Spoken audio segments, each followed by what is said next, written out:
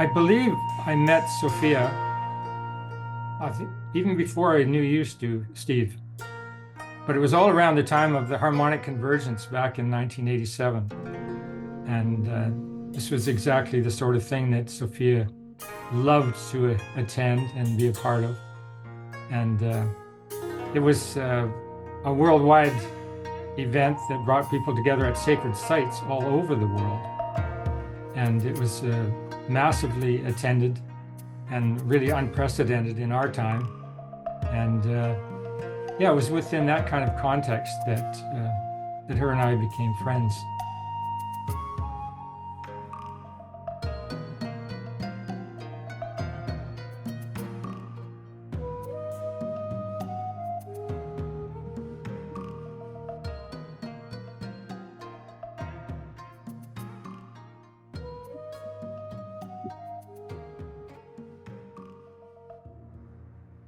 Feel very fortunate that I have been knowing Dwayne for 30 plus years, and I have been invited for this lightningpath.net plus new moon group, and I kind of volunteered for this particular time, and I made up this slideshow, and I think what I will do, we're just gonna go through the slides, and then maybe after that, if you have a piece of paper and a pen, it's good to have. If you wanna take some note, if you have comments or questions, and then when we finish, then we can come back for the discussion. So this is my first slide, and here you go.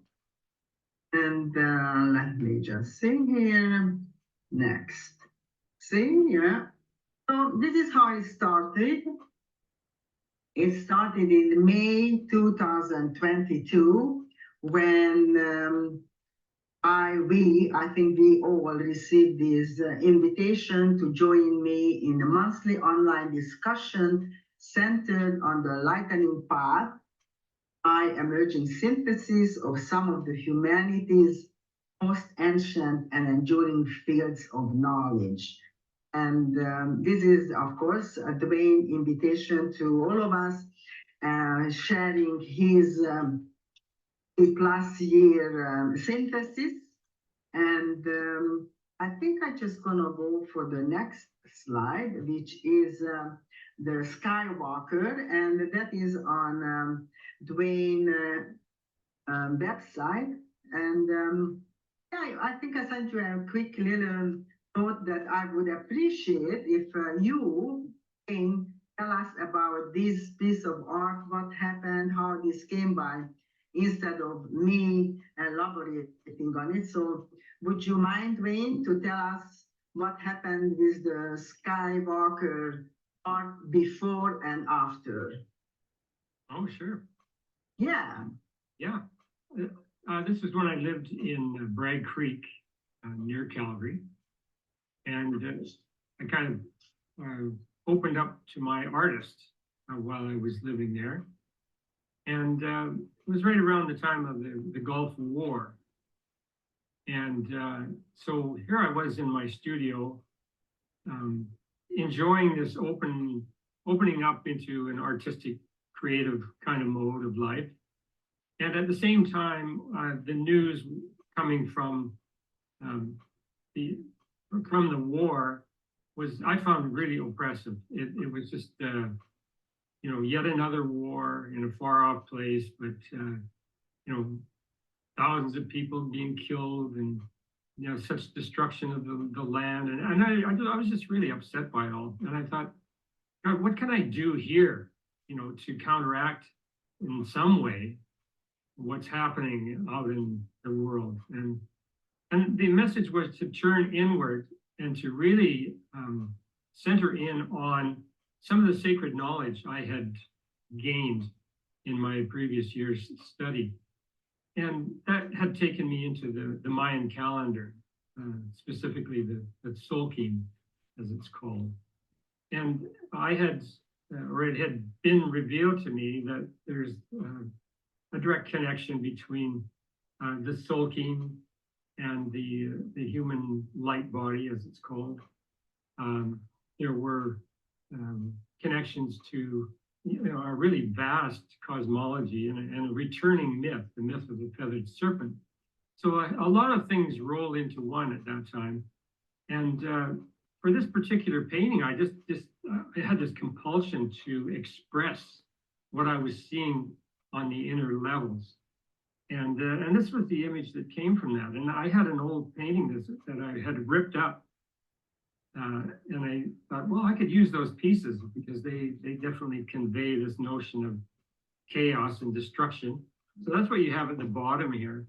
And then the two vertical skywalkers, as I call them, represent a portion of the Soul King. There's a series of 13 hieroglyphs associated with the figure on the left. And that draws in the Soul King.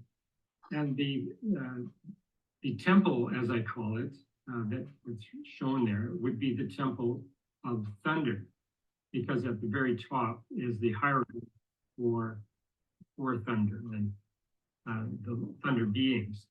Whereas the next figure on the right is a kind of the archetype of the resonant, empowered human who expands consciousness, through resonance with energy fields. And so the two of them together kind of give a just a little snapshot of a portion of the larger journey, which, as I've come to call it, of the lightning path. So it's a path that proceeds from hieroglyph to hieroglyph, up the pyramid, down the pyramid, up the pyramid, down the pyramid. So there's a series of 20 temples that can be explored in that way. So, but as I was painting this particular image, I had sketched out the light body figures and the pyramid, and in the background was the news blaring, some latest thing about the war, and the phrase surgical bombing came up, and it just added to the insanity that I was experiencing through the media. The thought that there could be such a thing as surgical bombing. It was just, I just found it abhorrent.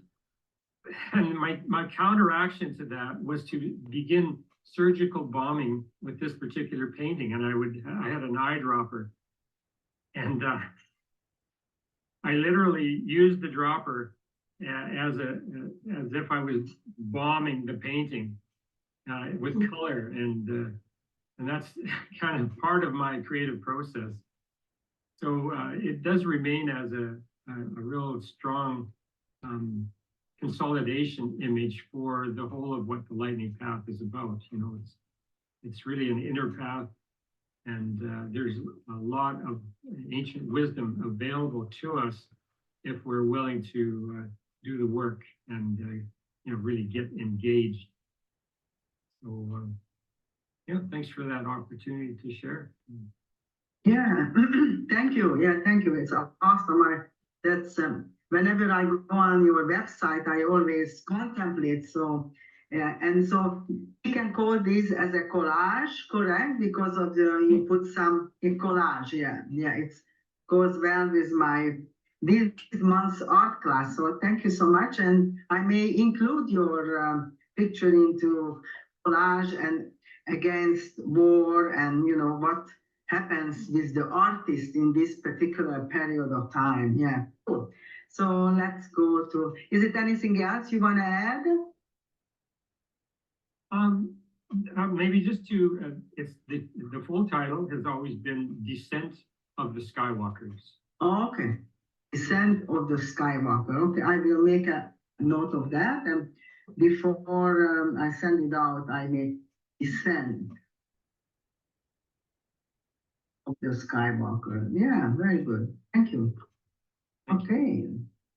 So and here you go. So this I took courage, and I basically copied that from your website. The basic building block of the lightning path is the Tzolk'in, universal spiritual, meaning the 20 sacred hieroglyphs with the 13 sacred numbers as shown in the diagram below, which gonna be the next slide. Each combination of the Tzolk'in number and the glyph represents a transformation, one stage in a 260 stage process, the purpose of which is the development of cosmic consciousness and unconditional love, how amongst the practitioner. So I cherish this statement here because it's really the essence. I think it just shows us the essence, what is the lightning path, and that is contains the Tzolk'in, the glyphs, and then what is the purpose.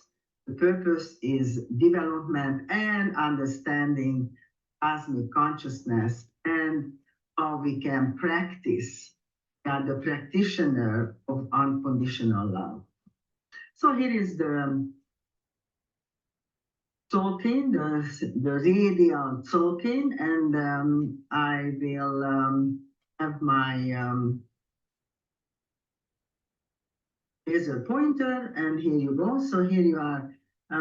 This outside circle shows us the glyphs, then the inside circle shows us the numbers, and of course the center is the Hunapku, which is the galactic core, and it is one of the starting point. If you go to Dwayne website, you will see that this is one of the starting point of the pictures.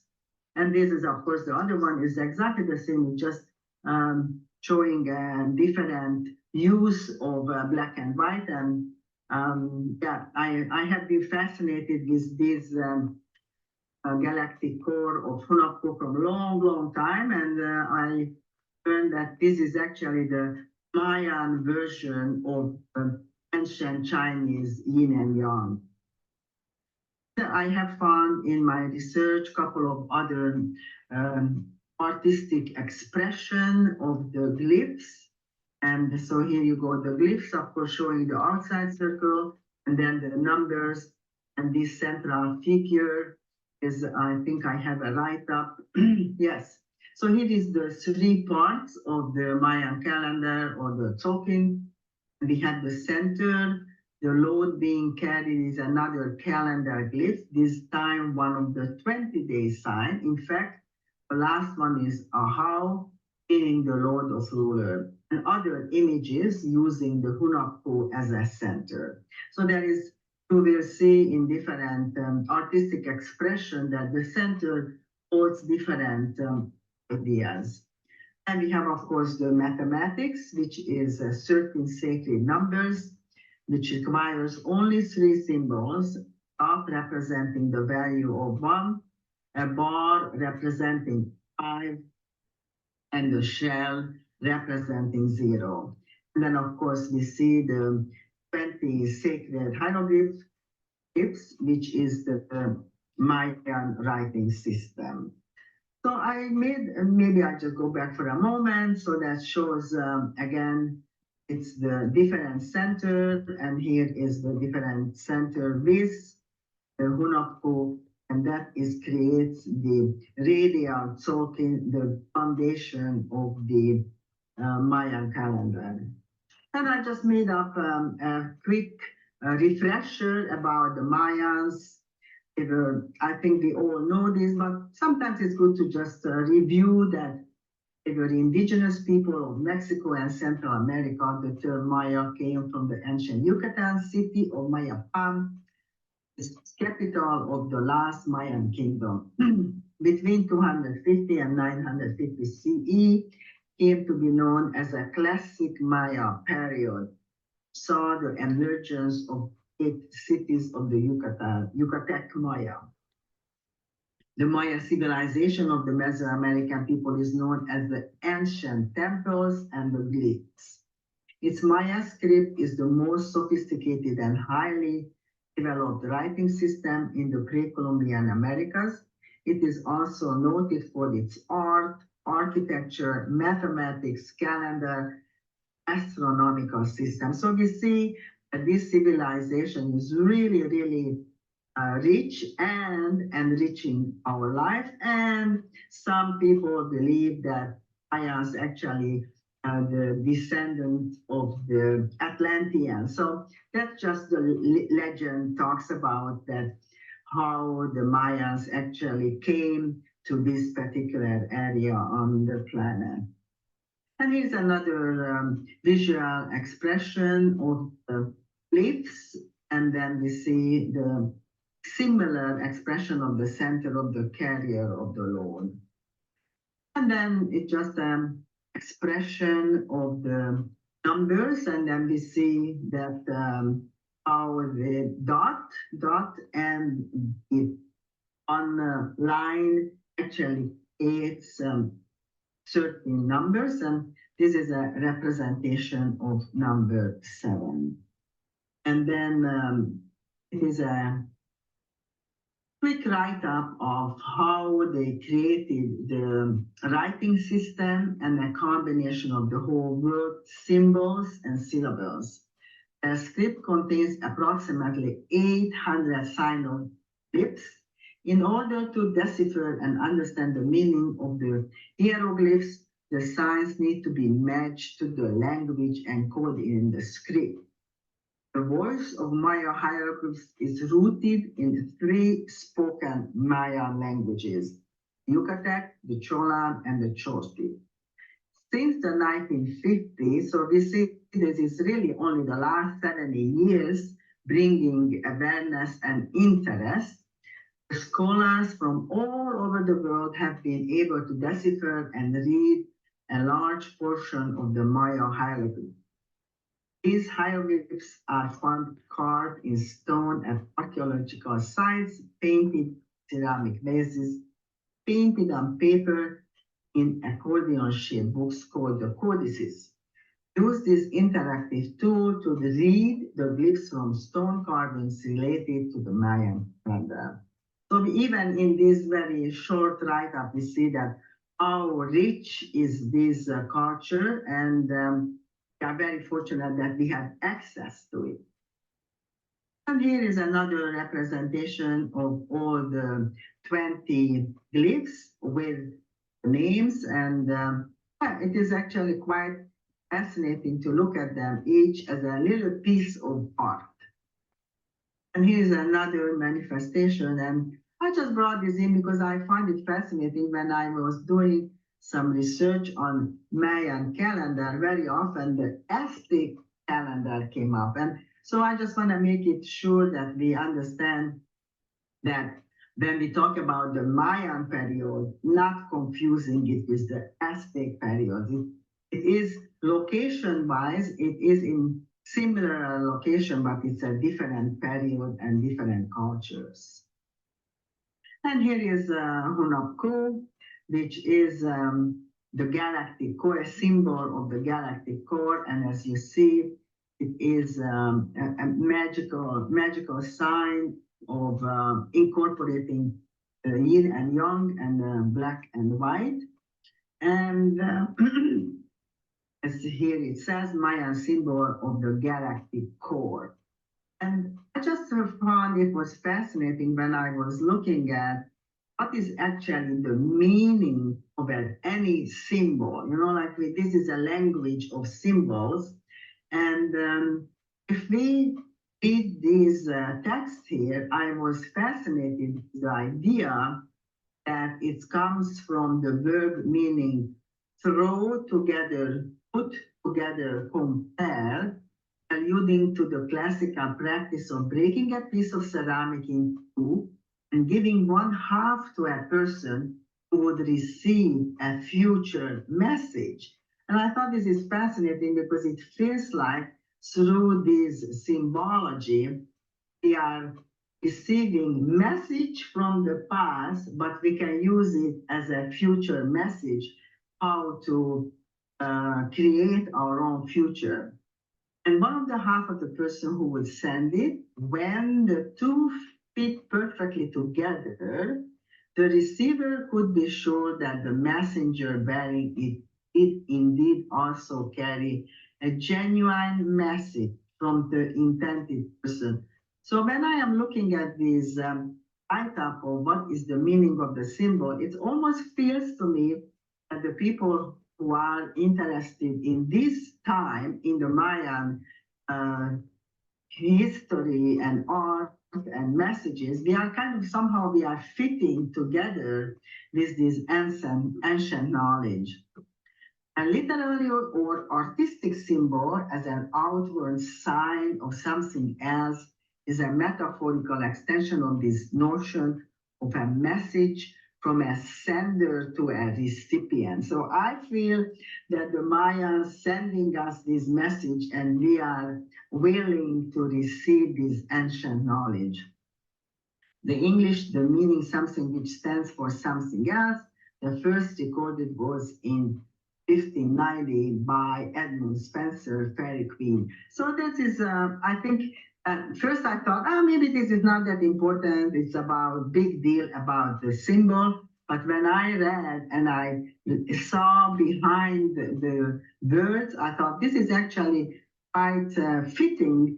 As I said, I feel that messages from the Mayans coming to us, and we can use this as a future message. And we are, I feel somehow we are kind of a conduit of this magical mythology and knowledge. And go on that synchronicity of egos, what Barbara was talking about, because knowing that this year is the ego year, and Steve and I were out one day walking, and we were just walking, and I said, there must be an ego somewhere here. I just got that sense, the sense of the ego. And in a nanosecond, we look up, and here it goes, just flying, and then Steve said, yeah, here it is, here is your ego. Wow. So I think living on the island, we are very much connected to the birds and the eagle and other animals. And I think when I was connecting to some of the Peruvian shaman, they talk about the condor. Yes. So, you know, it's to me, Barbara says, yeah, eagle is one of the birds which fly the highest. And I think condor is right there with, you know, like I think we call the eagle or the condor as a North American eagle. So it is very, very fascinating. I feel the same energies what Barbara talking about is elevating consciousness and rising above and looking at different perspectives and kind of just as actually we call it the bird's eye view, you know, like really see a totally different perspective from that view of connecting to the divine or connecting to higher consciousness or connecting to that higher energy. And I was listening yesterday to some of my favorite astrologers, and all of them talking about this very potent new moon today because of the portals and the stargate. And they, one of my favorite astrologers, she always talks about the galactic family.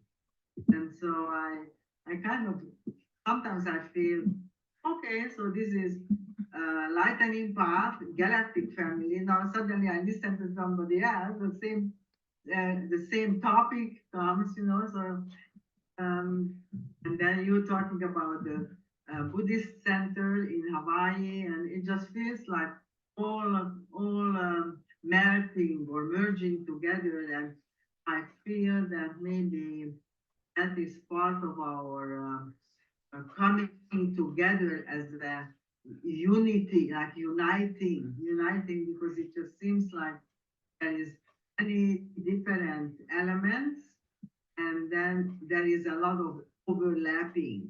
Like I find the Buddha and the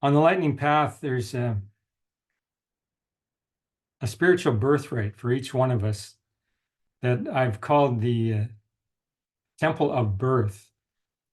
And it's an astrological alignment of our birth dates to the sulking grid. And years ago, when I was first discovering this knowledge, I was called to create a poetic evocation of each temple. So that's 20 temples in full. And since that time, I did achieve that task. And now the website and so on, and a book that I've written has that information where we're able to determine what is the temple of birth for any particular person and what is the invocation of sovereignty that goes along with it. So what I've done here is consult the Book of Electrum, as it's called, to determine Sophia's temple of birth, and it turns out to be the temple of serpents. So I'd just like to share the invocation of sovereignty for someone born within this time span. The temple of serpents, an invocation of sovereignty. I walk the lightning path. In unconditional love, I nurture and support divine inspiration and truth. In the sanctuary of my inner self, I organize seeds of intimacy and passion. Revelation comes to me as I complete the cycles of my own becoming. I am a wayshower of star harmony, remembering my divine origins. With my companions of destiny, I release myself from all limitation through humor.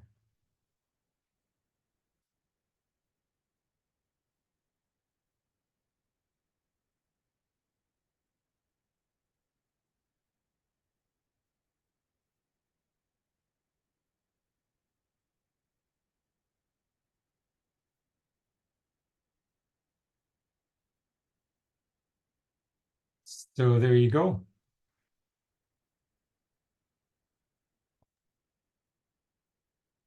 Thank you. You're welcome. Everybody's unmuted if they. Yeah.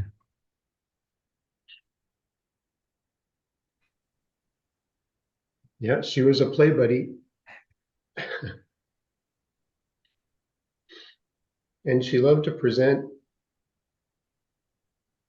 It was a passion of hers. And like she said, it didn't matter whether it was what a person believed in, as long as they were coming from unconditional love. That's what mattered. So you could believe whatever you want, as long as you weren't doing any harm.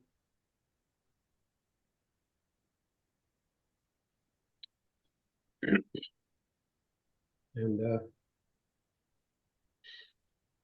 yeah, I'd just like to say that in her passing, yeah, Sophia had a diagnosis. It was meningioma, which was a large tumor. And when she saw the MRI of it, I mean, she knew her anatomy as a doctor, and she said, no, that's, she's lived a great life. She's had lots of fun. We had lots of fun. So she said, she's going to let go and create ease for herself and for me, unselfishly. And yeah, so she chose MAID here in Canada. It's medical assistance in dying, and women doctors. It was beautifully handled, and Sophia didn't have a fear of death. Right to the last moment, we were sharing, and we had 8 days to share. what we called spirit talks about how I'm to get on with my life and don't isolate myself and continue to have fun. So she gave me all those gifts, and she just gracefully exited her body, and great great relief. And yeah, if she could have, she had loved life, she would gladly have lived more, but she saw the prognosis was not good. So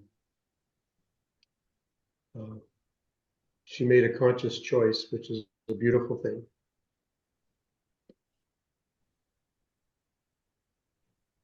Thank you.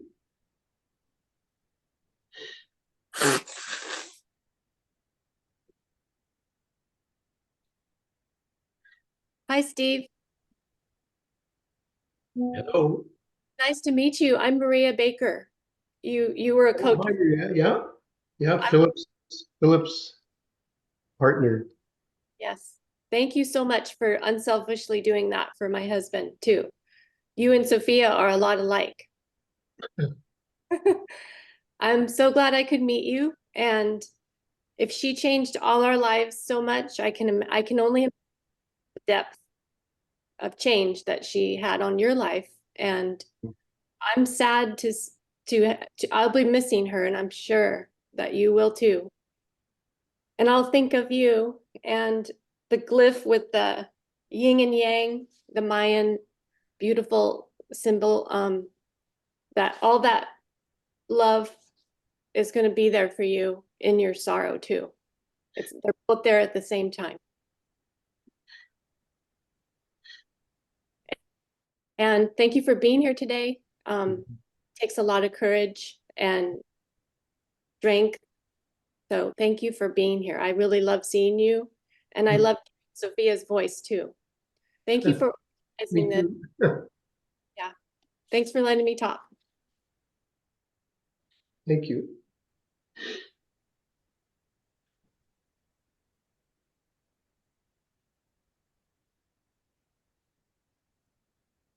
Yes, Kate.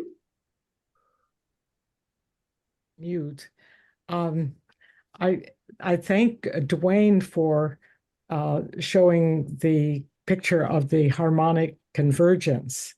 I was there that morning, and I had met Sophia a few years earlier. We were both studying clinical hypnosis, and went to a workshop, I think in Hinton, Alberta, and each were looking for a compatible roommate, and so I began my friendship with her then. But I was coming down to visit her in Calgary in '87, and my brother was coming from New York and to visit. And Sophia said, "Do you think he would like to go with us to the harmonic convergence?" And I said, "Well, let's not ask him. Let's just take him there." And he did go with us, and it was an amazing experience. A very cold morning on, I think it was Stony Creek. And Stony Campground. Where? Well, it was the Stony Nakota Lodge, basically, that area. Yes, yes. And it was wonderful to be part of a community that was so associated with the rising of consciousness and the celebration of cycles and nature. And Sophia was so much part of introducing me to that. So I'm grateful.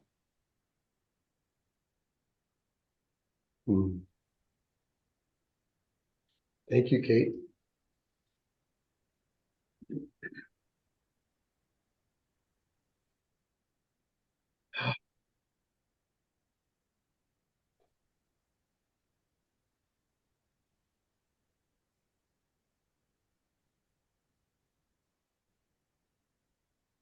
I could say a few words. Am I unmuted? Yeah. Yeah, okay.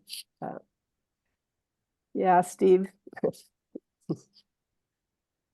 I didn't know Sophie. I knew of her for over the years, but I really came to know her over these new moon Zooms, and then we even got into the full moon Zooms.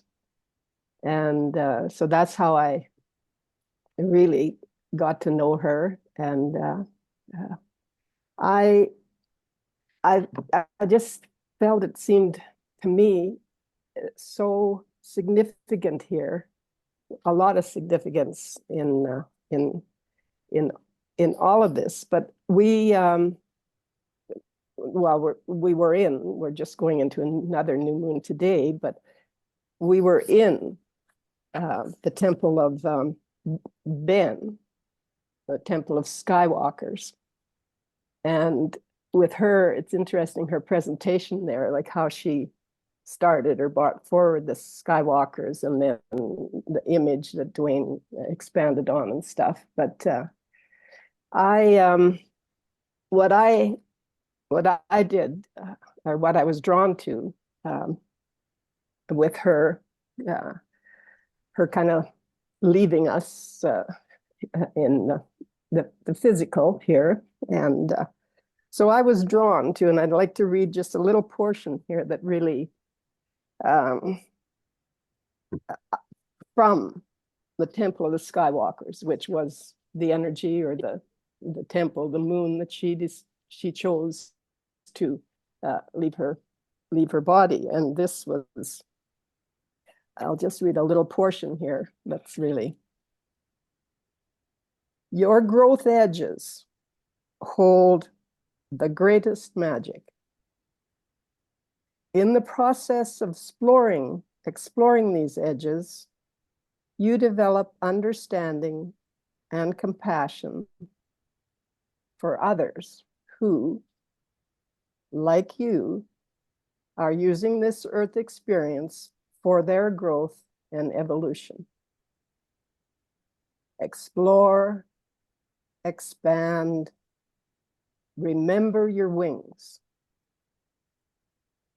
A mysterious journey awaits you, messenger of light, when you have the courage to step into a new reality.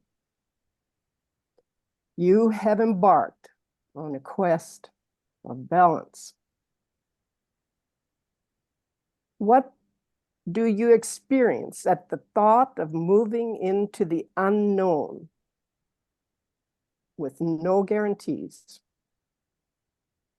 You are being asked to explore what may appear fearful and unfamiliar territory, where your points of reference have become fluid. This part of your journey is like floating in space without the restriction of gravity.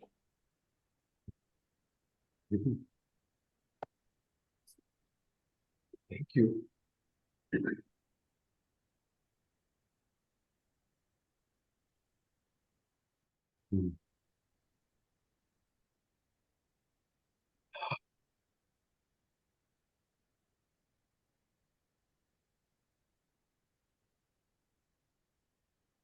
Did I see a hand there? Vicky? Yeah, it's me. I'm sorry. I have to leave. So I just wanted to say a very quick word. Thank you, Dwayne and Steve, for doing this. I know how difficult it must be for you. It's a bit of a shock to see Sophia and hear her voice, but I will always remember her voice and some of the things that she said and in our classes. And it was always happy artist, yes, and yes, very good. And my mother was Hungarian, so Sophia's accent always brought that a bit of comfort to me. I first met Sophia through Elder College here on the island. I took her Chinese medicine class, which I thoroughly enjoyed, and then it evolved to taking the art classes and then the positive intelligence class. And I was always amazed at her depth of knowledge and the expanse of her knowledge with so many different things. And I was really in awe of her and how she was so down to earth, but loving and warm and firm at the same time. She had this balance about her that it's really hard to put into words. And like all of us here, she changed my life in so many ways, and I miss her, but I still hear her voice, and I have her on my shoulder sometimes, and she makes me laugh. I was really blessed over the last few months, because I also live in Nanaimo, to have had the opportunity to get together with her at one of our local bakeries, and we would sit down and chat and laugh, and she gave the best hugs. And so I will cherish those, and I thank her. So thank you for doing this and inviting us to be a part of this. And Steve, we're all with you. We love you, and we hold you in our hearts. Thank you. Thank you, Vicki.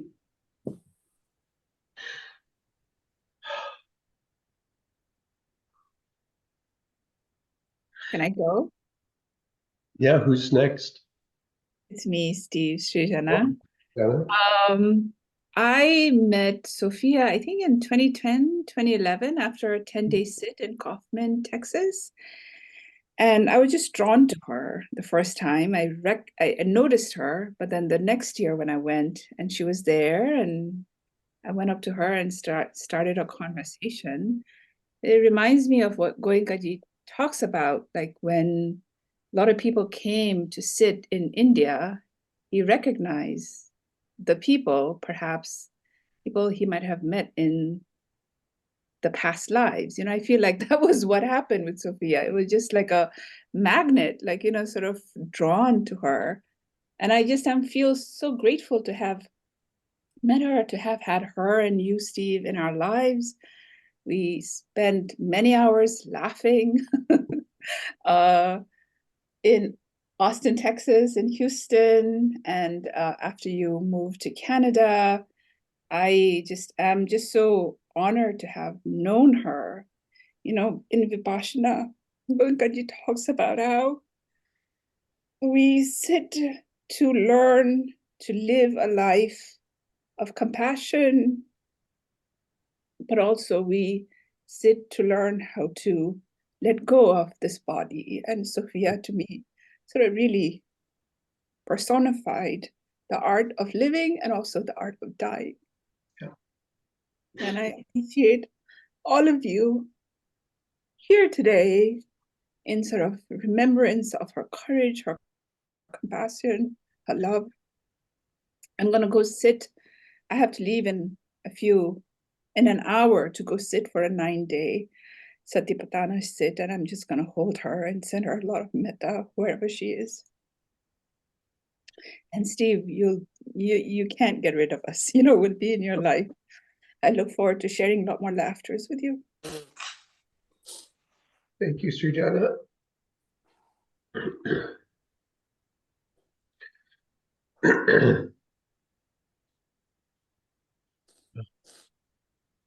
How about your partner? What does Subin have to say? Yes, I'd like to share. Reiner? Yes, our contact. I'm talking about my wife and I.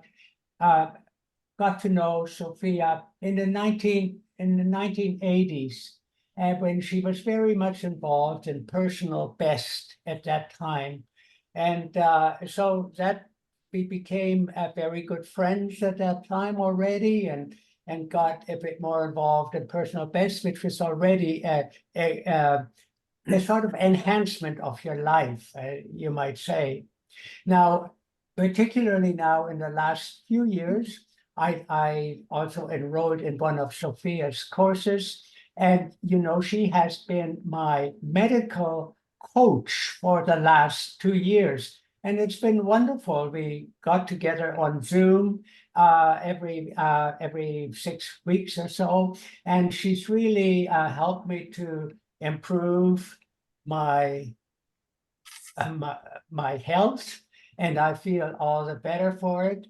And then, of course, the wonderful thing is that I got enrolled in your course, Steve, as well, of positive intelligence, which was so very, very helpful, not only for me, also for my wife.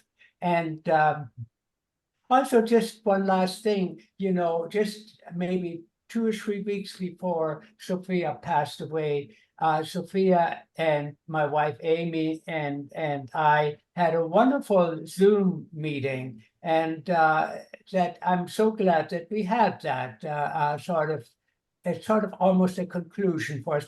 But at that time, of course, she was still so totally healthy. So I'm so thankful for Sophia. I'm also thankful for you, Steve, and I'm thankful. Thank you, Yes. Rainer. Subin, are you there?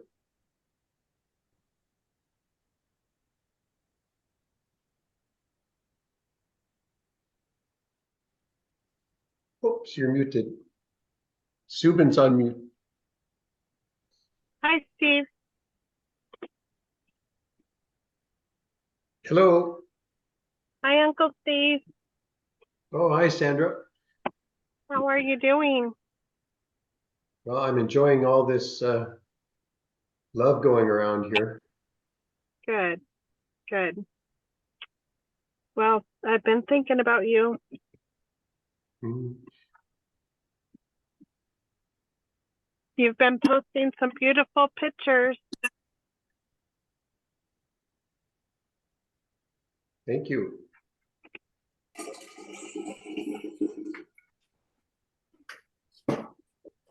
There you go, Subin. You're unmuted. Yeah, can you hear me, Steve? Yeah, yeah. Yeah, hi.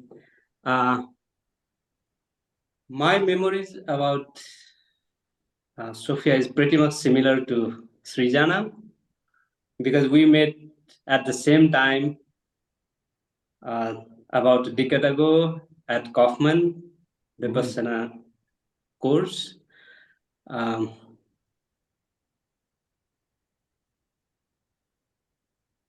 Sophia is probably very few people, very handful people I ever known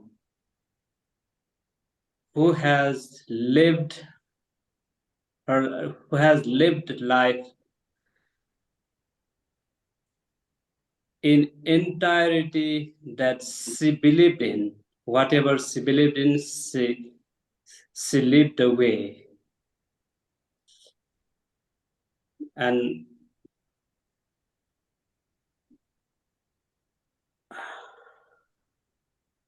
I pretty much miss her voice,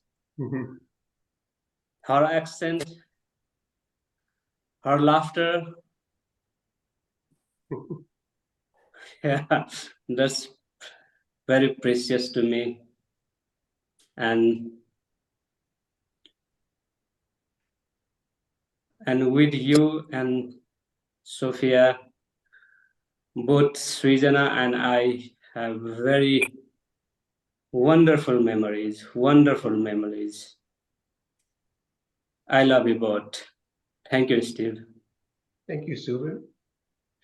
Yeah.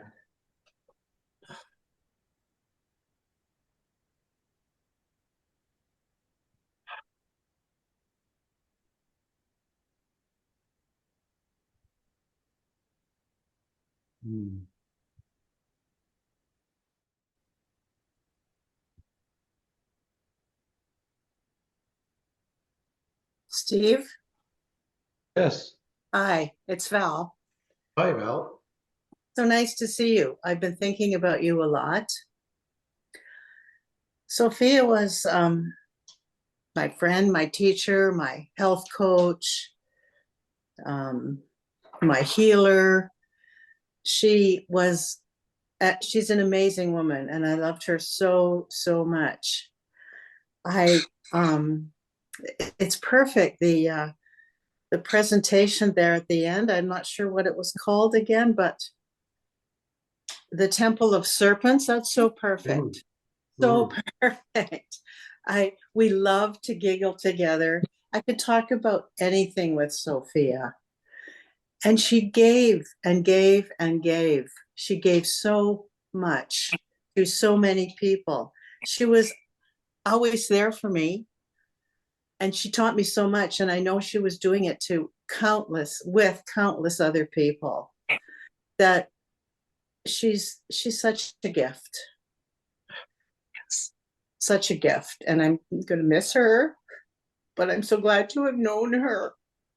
And you, Steve.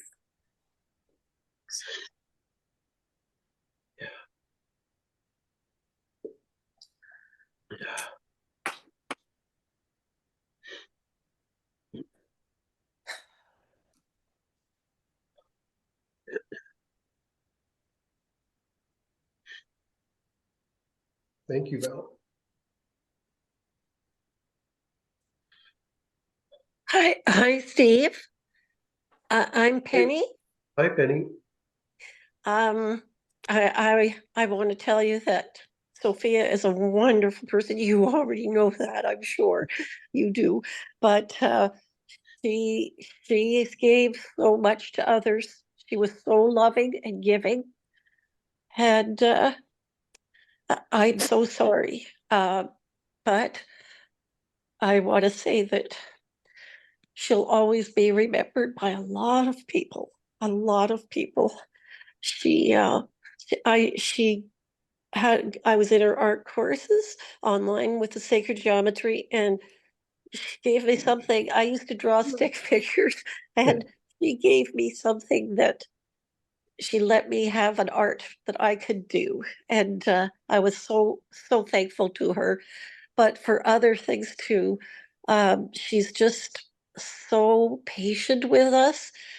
In art class, she always used to say, she would check in on each person and she would say, "Oh, Penny, I see you, happy camper," or no, happy artist, happy artist. And that just touched me so much. She's such a sweetheart. And I just wanted to say, she also helped me when my husband died, and I am forever grateful to her. She is such a loving and giving person. Thank you, Steve, and thanks for sharing Sophia with us. Mm-hmm. Thank you. Steve? Mm-hmm. Norma? You're in Yes. Buenos Aires? Yes, Buenos Aires, Argentina. Mm-hmm. When I received an email from Sophia inviting me from mandala classes, I responded to her that it was impossible because it was so challenging for me, because my English, because, and she answered to me, "Do it." And when I start classes, I was so nervous. And she was so warm. She was so sweet. Recently, when I listened to her voice, and her voice is so sweet. So she changed it. She changed. It's changing my life every day. Still today, she helped me to be a stronger person, a better person. So she's living in me forever, and I feel so gratitude for her. So gratitude. And I want to say, Sophia, I love you here. Thank you, Steve. Thank you. Thank you, Norma.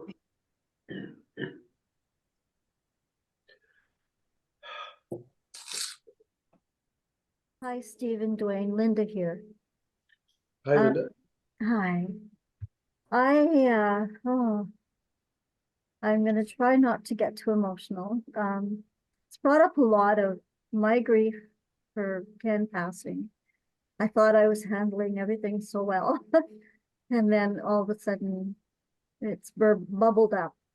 But I just want to say, I mean, I think when I see some of the comments and I didn't realize, and I totally think that I knew Sophia and I remember saying to her, your name sounds familiar. And we discovered we both lived in Calgary and we were both part of the Dwayne, you know, kind of with Dwayne and Susan Letourneau, and she was probably at some of those breakfasts that I went to that I was so shy I didn't meet people then. I was kind of like really, people now, they don't believe how shy I am or was, but Sophia just shone a light on so many of our lives. Like Ken got sick while I was in the art classes, and she was so supportive and so supportive. And the art classes, like Penny said, I was someone who could maybe draw a circle, or I just doodled flowers, and I'm going to a different art class that's a painting class, and it's just like not my thing. I want to do sacred geometry. That's my passion. And thank you, Dwayne, for having this presentation, because I was just like, oh, I love that voice, you know, that spirit and that soul. But she's still with us, and that's why I feel about my Ken who passed in December. They're still with us, and just because they've left their body doesn't mean that they're gone. And you know,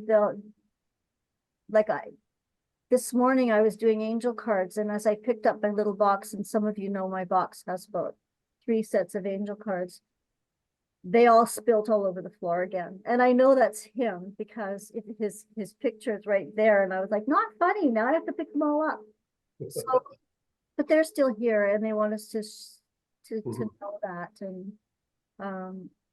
And I didn't even know that she had danced with me when I was in, you know, like it's one of those crazy things that we had so many touching points that you just know.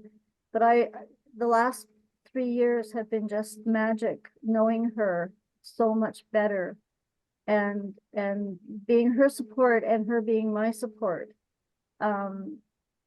Yeah, we're with you, Steve, and yeah, hugs, big hugs. Thank you, Linda.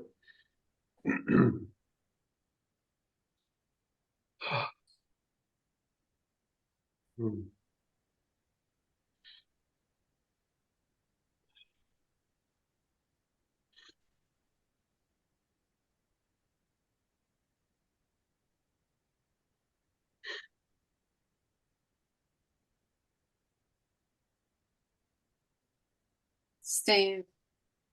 Yes. Hi. It's good to see you. Hi, Shirley. Hi. It's really great. Thank you, Dwayne, for hosting this and putting it together, and in a very timely manner, this being a new moon and a new start and new moving on with life and time and things. And I'm grateful that it's wonderful gathering. Oh my goodness. I was saying to Linda the other day, we have no idea how far and how many lives that Sophia actually touched, because as one person, I knew her for a snapshot, right, of her life, not. So, wow, how many other places. It's wonderful to hear the breadth and depth. I'm thinking, what comes to mind is I want to say Sophia was a soul extraordinaire. And I will revert to the French because to me, it even though I'm not speaking, it holds more meaning than if I just said extraordinary. Mhm. So yeah, I'm working on the poem. It's coming together slowly because it's a different process this time. Normally my muse, I would just download from wherever my muse gets my poetry from. And this time I'm more consciously involved. And so so it's coming along, and this gathering today, people's words and shows and everything is still giving me inspiration. So eventually it will come. And like others have said, Sophia made a large difference in my life. Helped me remain and regain and grow my sanity as I moved through the last few years.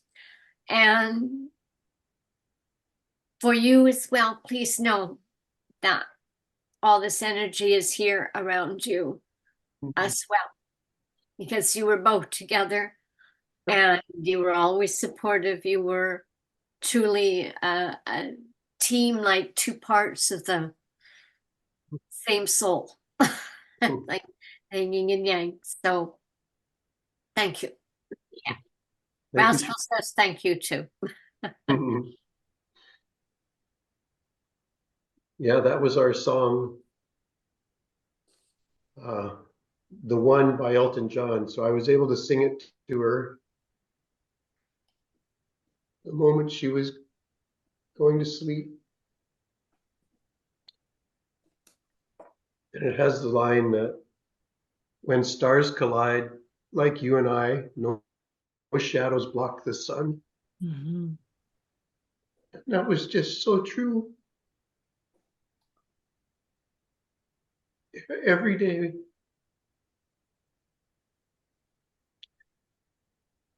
And she was just brilliant with her mind right to the end.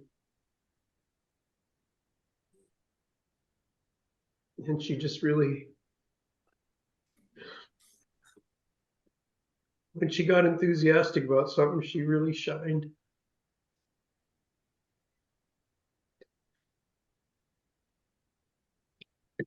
And she's told me, keep having fun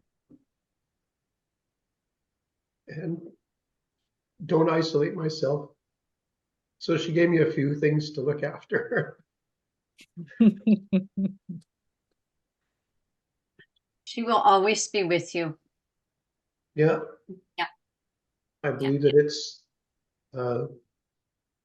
she's home, wherever that is. We don't know, but she's home, and I know she's still having fun.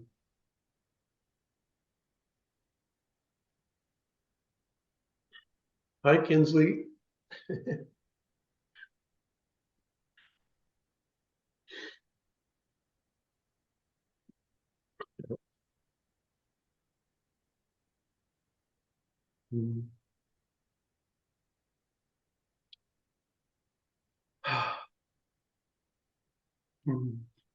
I was also, my name is Helena. I also was in Sophia's sacred geometry class, and it has been a wonderful experience.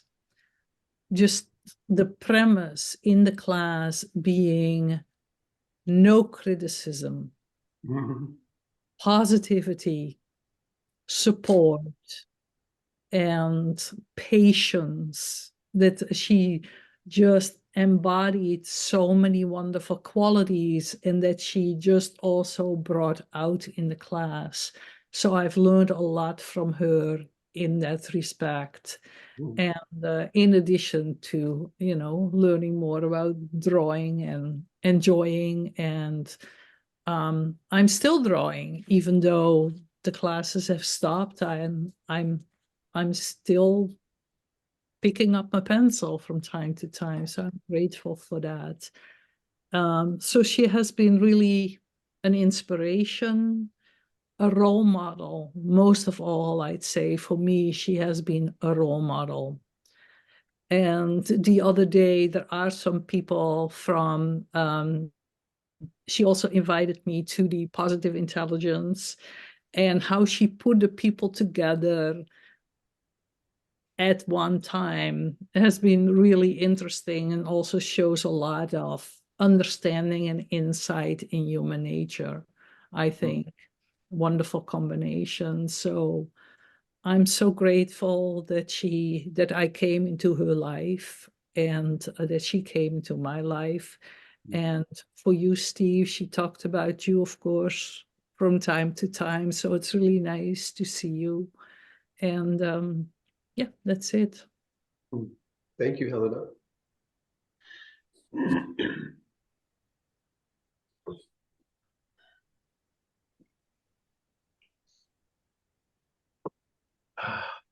Thank you, Helena.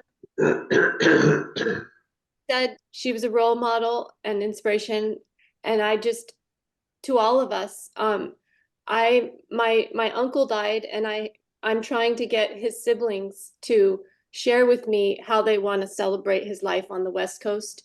And I found myself modeling Sophia in that I really was taking time to hear each sibling and what they had to say about it. And that's one of the things she modeled, was checking in with each person and just really taking time to hear each person. And I'm going to take that gift she gave me and keep sharing it with the world. So that's just one tiny example how her love is just keeps expanding, even though she's not with us.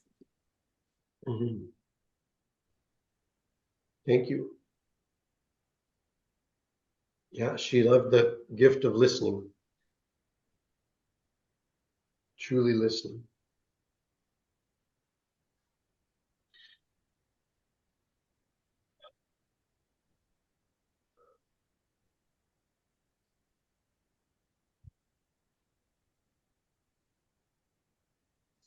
Yeah, it's wonderful when I see just the variety of groups that she played in, with the art and the positive intelligence and the wise women and the lightning path and Vipassana meditation and the Puma group. She had, she just embraced it all. She just was curious and patient.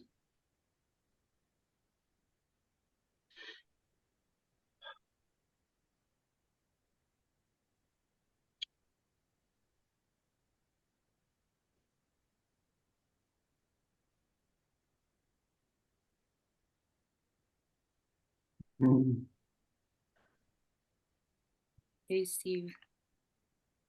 Can you Hi, hear me? Ellen. Yeah. Yeah, I wanted to say I totally agree that she was very good at creating community like that, and then bringing people together from all over the world, no? Like no matter where they come from, but like-minded souls, you know, people that really resonate. And yeah, I remember meeting you guys like 3 years ago, 4 years ago, COVID, with the superhuman potential. And I just remember her love for studying, you know, and we kept getting into the same breakout rooms, like the universe was bringing us together. And then we started our own study group, you know, and that's where we went deeper. And then she invited me to her art classes, where yeah, like we didn't only draw sacred geometry, we learned, right? And we shared, and we went so deep. And the chanting mantras, the meditation, the Sangha community, and then the wise women that we started afterwards, where we all came together as women, sharing wisdom, you know, from yeah to from each other's lives, you know, as wise women with very beautiful intentions. She brought us together, you know, and then I felt at one point, like she's like not only a spiritual teacher, but like a parent. You know, she really, really cared that much for people, that it didn't, not just like a good friend or a leader, but like a soul that is so loving, full of light, that becomes like family, right? Like you were saying, the galactic family, or the homo luminous family. You know, she was so yeah. And then she invited me to the lightning path also, but I never attended the calls, but I've been in the group. Yeah, I'm just happy to be here now. I feel like there's been a lot of synchronicities and like signs. And like she's alive, right? Like her spirit is alive, and I think she's just like an angel now, guiding us from the other side. And she's been truly a blessing, I think, for everyone, and a gift, and she continues to be. So no. Yeah. Thank you. Thank you, Ellen.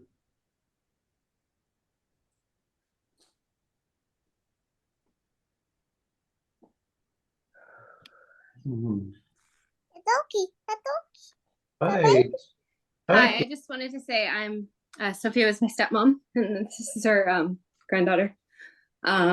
She has to go to bed now, so I just want to say that I love you, Dad. Lovely to hear all the stories, and a baby. Thank you. A baby. A baby, puppy. Hi. You going to bed now?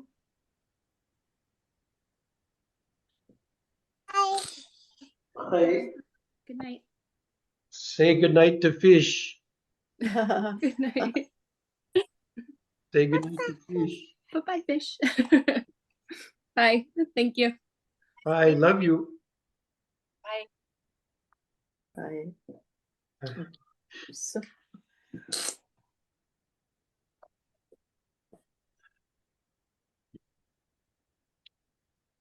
Yeah, that was Cedar. Cedar the fish. Sophia bought me a puppet course for my birthday. So I joined the world of puppets, and it's been a lot of fun. And we were working on this fish. It was the first one with strings and a mechanism. So I wanted to complete that and brought it in just a couple of days before she passed, showing that our fish was done. And she told me to paint the eyes blue. And yeah, it's just another circle of people, just a whole nother world of puppets. And the master puppeteer is just the kindest man from Iceland. And it's just another place to play. So, and my career has always been with wood products and wood, and I've always loved wood. So now I can carve some puppets.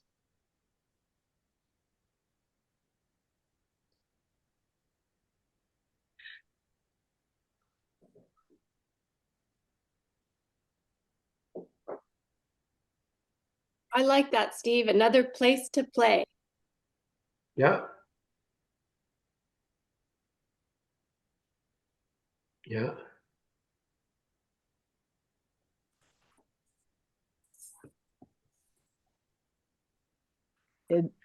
Did Kopi want to come on and say anything? Well, I don't know if he's going to say anything, but Oh, okay. we don't know. We never know. Well, we'll see what Kopi. Yeah. Yeah, Kopi, he's the first guy. Sweet. Wow, look at all the people.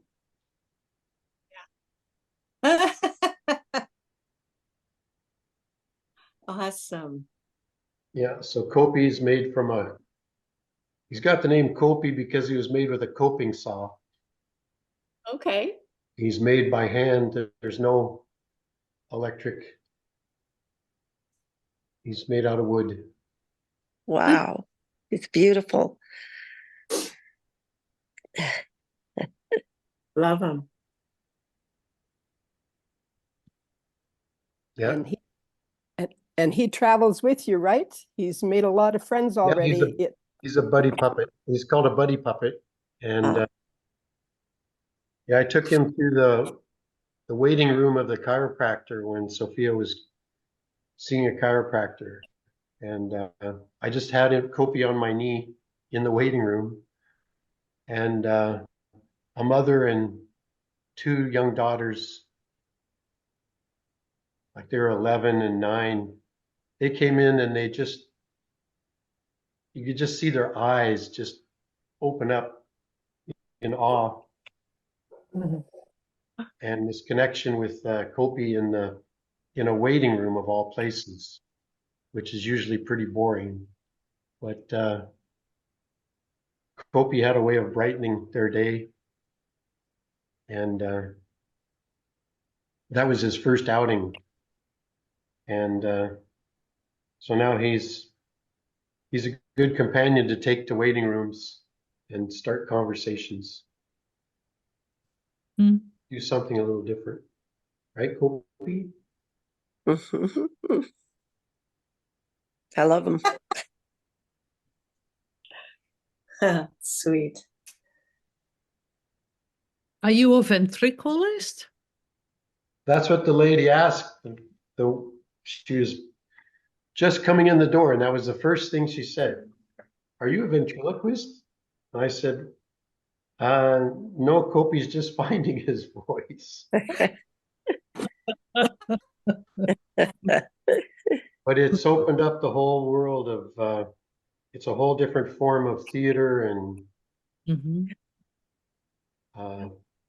it's playfulness and playing with the voice. And I mean, it's a whole wide range of theater if a person wants to go that far. But he just loves meeting people.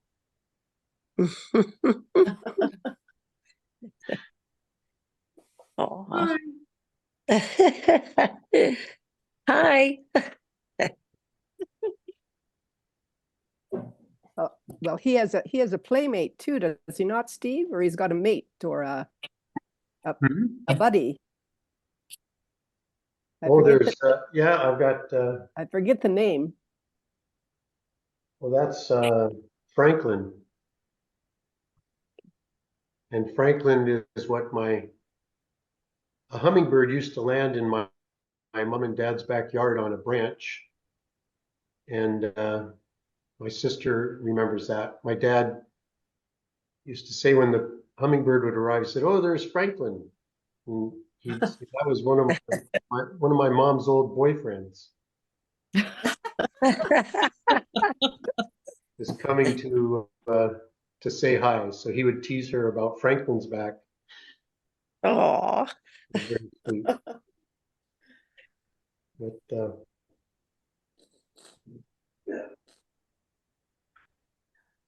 Franklin's on his stand here. Oh my goodness. Yeah. Cute. Love those eyes. And he yeah, he's an ancestor of Kopi's from medieval times.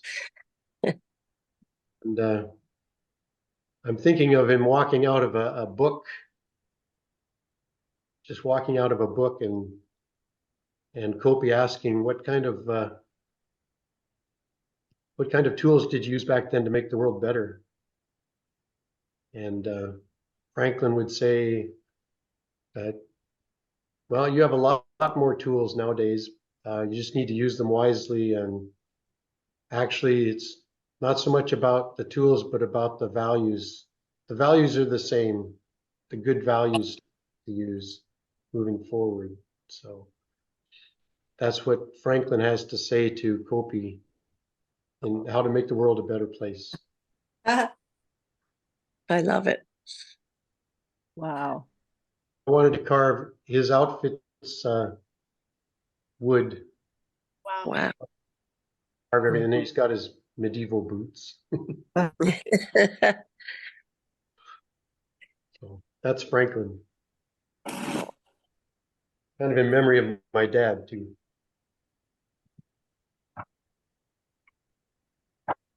Dad and mom. Yeah. Seems like there could be a children's book with all this. Oh yeah, there's lots of possibilities. I guess no end to. I gotta create a shop. Sure. That would be a great idea. Yeah, but it's something to take action with. I can hear Sophia now. She didn't believe in someday. She said, if you're going to do something, then just get with it and do it. It's not about someday. Yeah.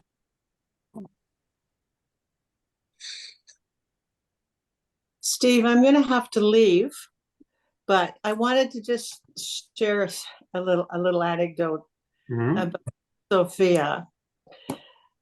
The last words she left for me were "stay in the light," which I really appreciated. But last week I was with someone else that Sophia knew, and we went to down island to another city. And I was at this strange corner. I couldn't figure out what the heck was going on. And I'm like, where's the light? Where's the light? I can't see the light. And then I'm like, Sophia. She was just a little reminder, just a little joking with her. Then as we came back to Nanaimo, where I live, and we're driving up the street, and the sun was shining in my face. And I'm at this corner and I'm like, I can't find the light. I can't find the light.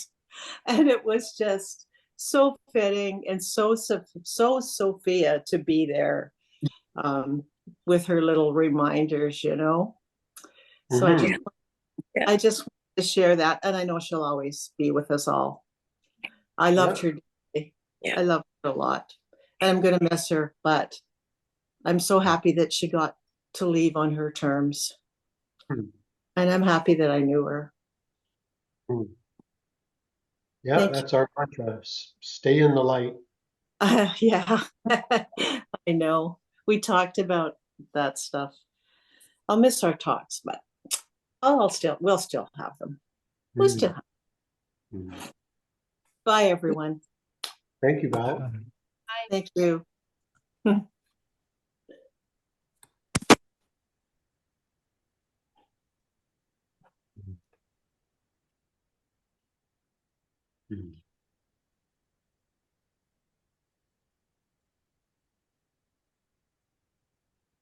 Hey, Uncle Steve. Hi, who's that? Hey, it's Sandy. I just want to let you know I love you, but I've got to get back to work. Yeah. Thank you, Sandy. Love you. Can you hear me? Yeah, I was just breaking up a bit. So I love you a lot. You're in my heart.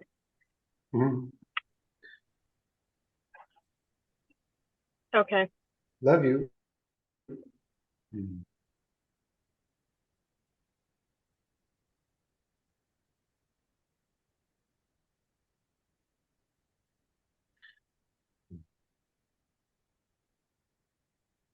I just want to thank you, Steve, and also Dwayne for hosting this. It's been wonderful to be part of it and to hear all the tributes, and just felt great. So with that, I'll just sign off too. I think it's been great. Thank you, Dwayne. Thank you, Steve. Thank you, Reiner. Thank you. I'm going to say goodbye too. Thank you, Dwayne. Thank you, Steve. Thank you, everyone. The energy that Sophia brought. Thank you, Marie. Trust you're all going to go play somewhere. Yeah. Bye-bye. Bye. Bye-bye. Thank you, Steve. Thank you, Dwayne. And I have nothing but the utmost admiration for Sophia. Was such a kind, wonderful person, and thank you for doing this. And I'll say goodbye. Okay. Bye-bye. Thank you. Thanks.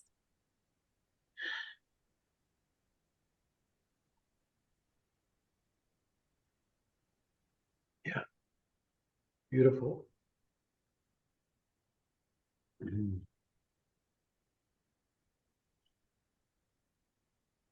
Thank you, Steve, for sharing Sophia with all of us.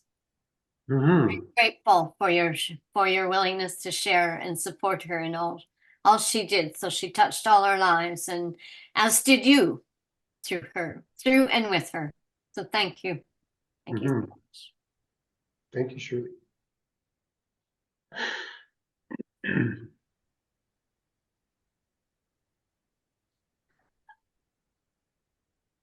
Yeah. No, it. Hey, Steve. You Hi. know, we're thinking about you. And this has been great listening to everybody. So you're in our hearts. And I'll talk to you soon. Thank you, Love Carol. you. Thank you for showing up. Love you. Love you.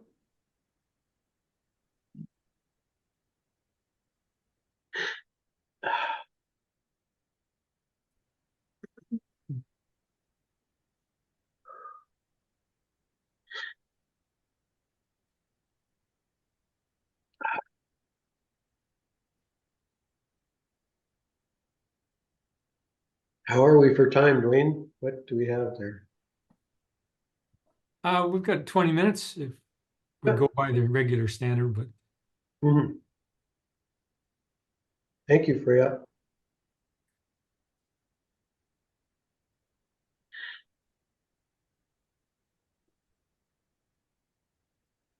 Yeah.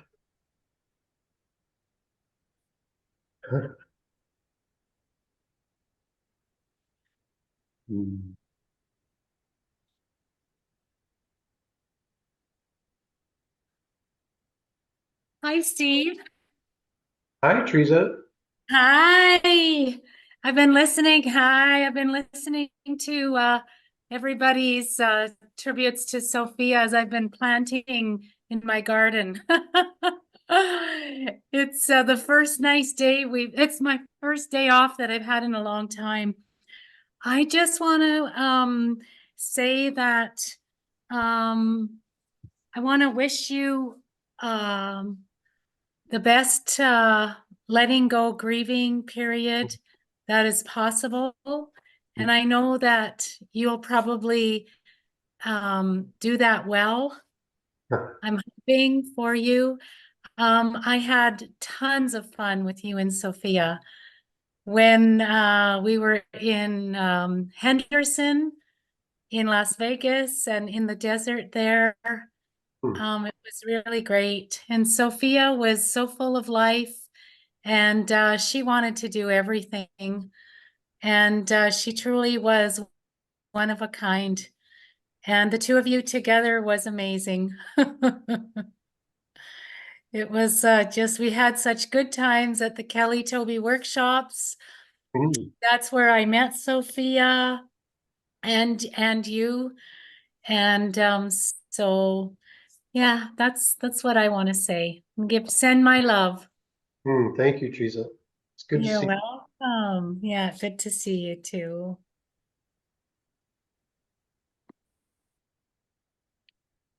you. Yeah, those are my days of stand-up comedy at Kelly Toby 10-Day. We had a lot of fun. We had a lot of laughs, didn't we? Yeah. They Yeah. were belly laughs. Yeah. That was Oh man, so much fun. Floating down the river. Yeah. There's beautiful summers on that place. And connecting with people for 20 days at a time. Wow.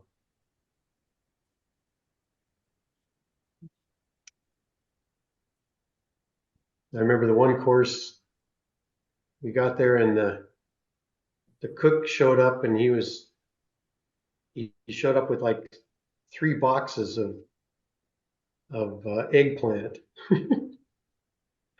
This was going to be the vegetarian diet for 10 days.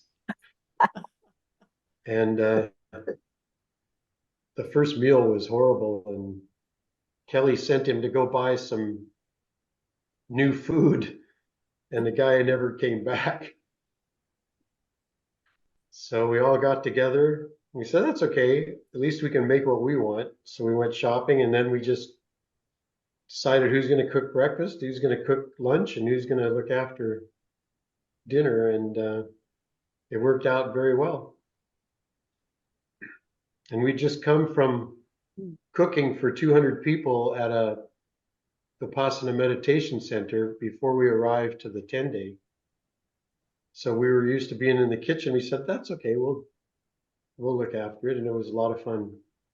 Change happened and we had some wonderful meals.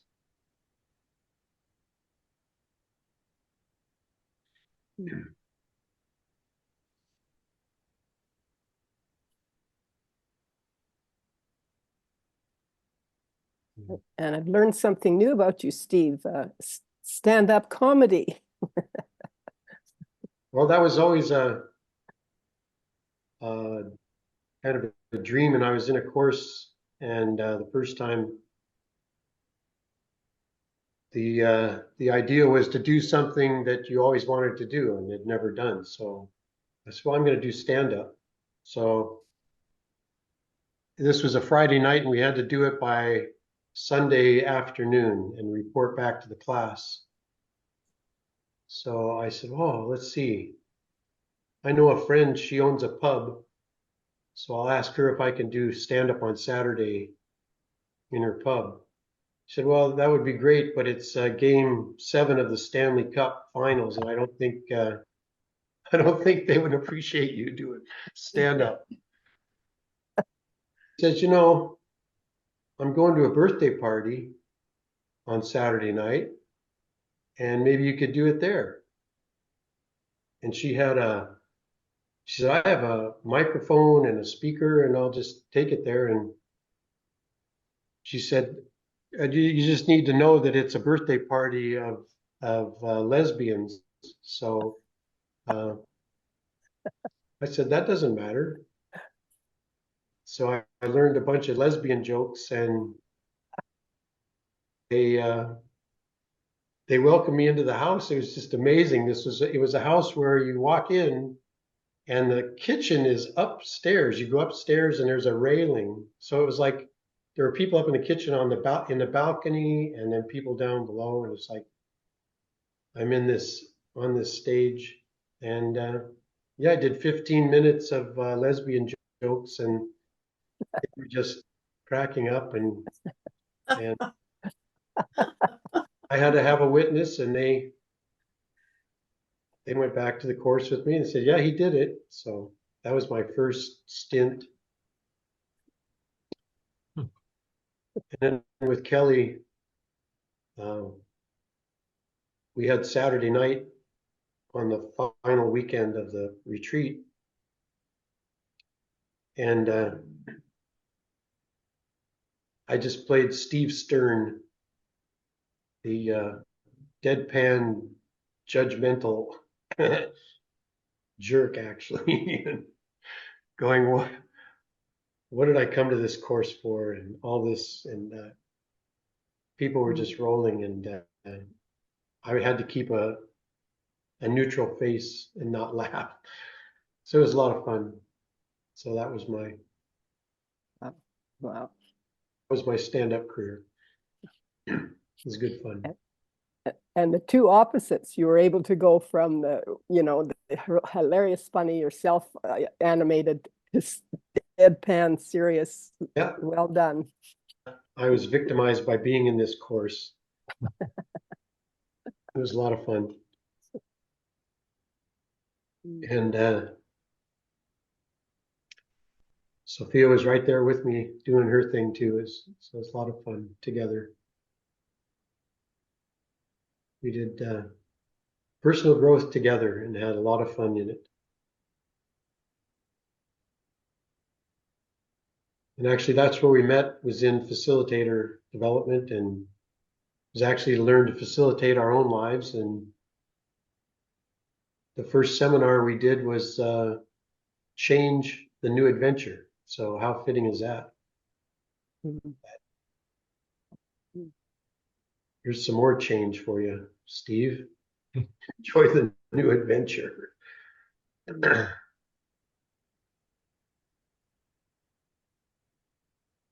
But yeah, Sophia really taught me a lot around leadership and going for it and standing up. And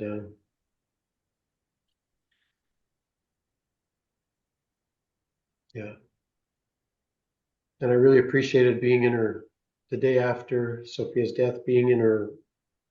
I started typing to her Wise Women group about it, and they invited me in, and we grieved and cried for 2 hours. So it was very beautiful. And I felt like Sophia's proxy.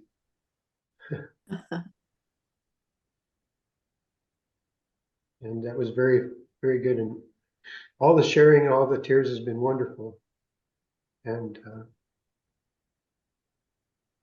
we know that grieving is it's a positive and loving emotion. So grieving is okay. Because if I didn't love her, I wouldn't be grieving.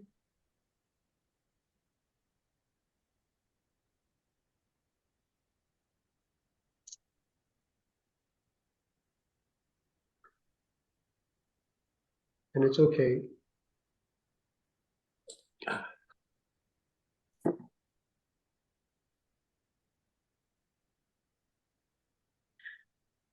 Yeah, and I appreciate all the loving, caring people in Sophia's life.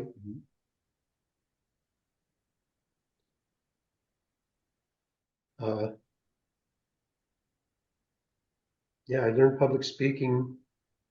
Sophia was going to a public speaking course, and it was actually it was Toastmasters, and they were changing to international training and communication, so they needed men. So I was the first man to join. And I learned to public speak through the nurturance of women, which was very, very valuable. And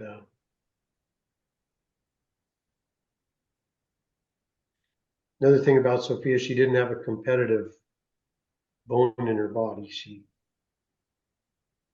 just yeah. Yeah, she just came from love. So that's what I want to share with all of you. Just keep loving and stay in the light and keep having fun. Look for the joy on the planet. We need more of that, that's for sure.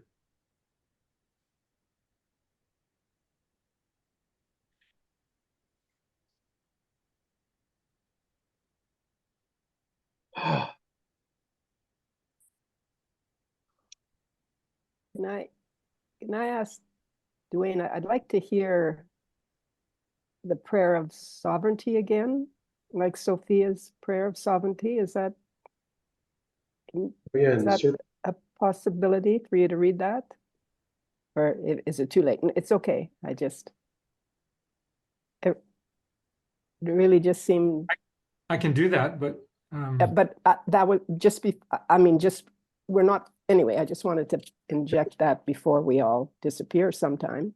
Right. Okay. Our final comments. We're down to that stage. Yeah. So don't be shy. Hmm.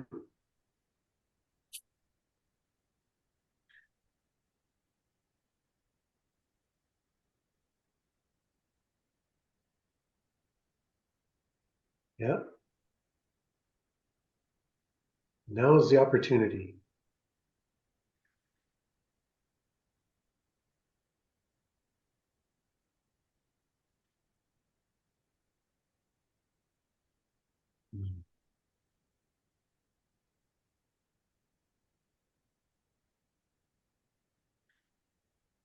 You're being shy.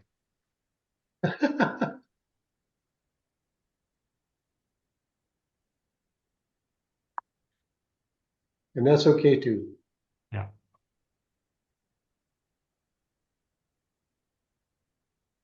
Just basking in the presence.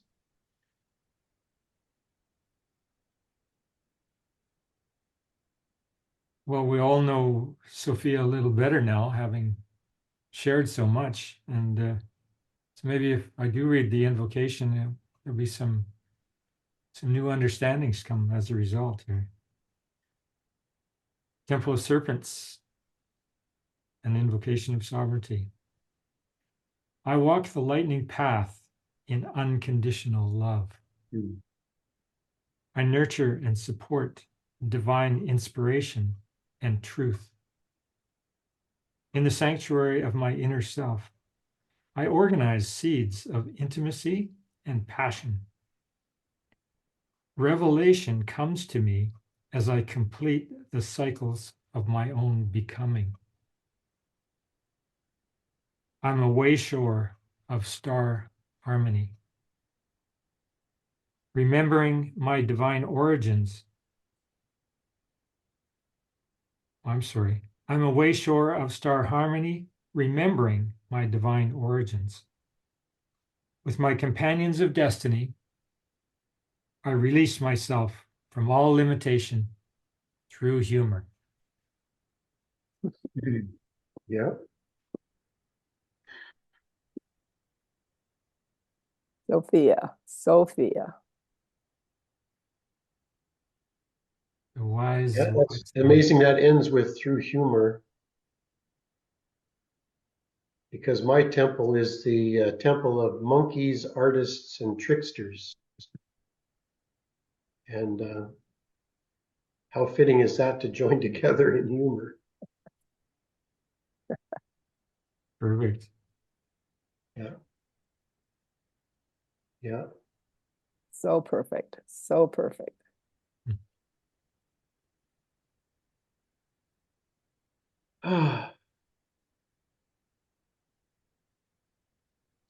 Yeah, I just want to say thank you, thank you, thank you.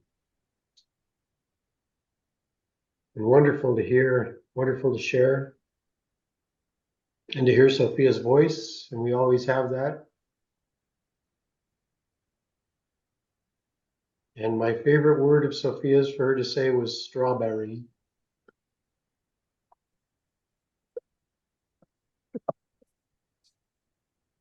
Strawberry.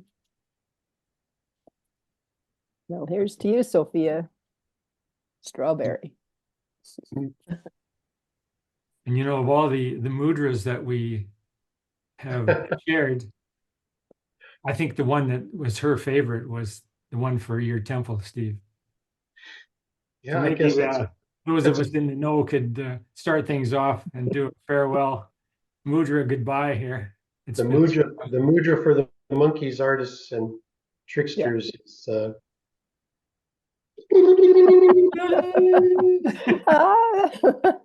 Safe journey, Sophia. Take flight. Keep flying. Thank you all so much. And thank you, Steve, for showing up. Yeah, What a thank you. guy. Thank you, thank you. You're welcome. My honor. Thank you. This was great. It was great hearing her voice. Yeah. I can send a heart. Okay. Here it comes. Bye, you guys. Bye-bye. Bye. Thank you. You're welcome. My Bye-bye. pleasure. Bye-bye.